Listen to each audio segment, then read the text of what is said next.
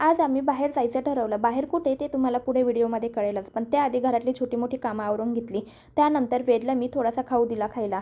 कारण त्याच्यासाठी मला जेवण बनवून घ्यायचं होतं. मग तो नादी लागेल म्हणून त्याला थोडासा खाऊ दिला. आता वेदचा जो हा खाऊ आहे ना, तो मी अशा ग्लास जारमध्ये ठेवते. खाण्याचे कुठलेही पदार्थ अशा जारमध्ये ठेवल्यानंतर ते फ्रेश पण राहतात आणि आपल्याला यूज करायलाही सोपे आहे.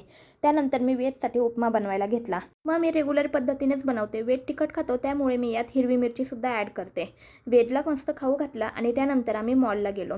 आता मॉलला कशासाठी? तर वेदला सायकल घ्यायची होती. मग म्हटलं थोडंसं फिरणंही होईल. मग त्यासाठी आम्ही मॉलला गेलो. वेदला तिथे छान अशी सायकल घेतली.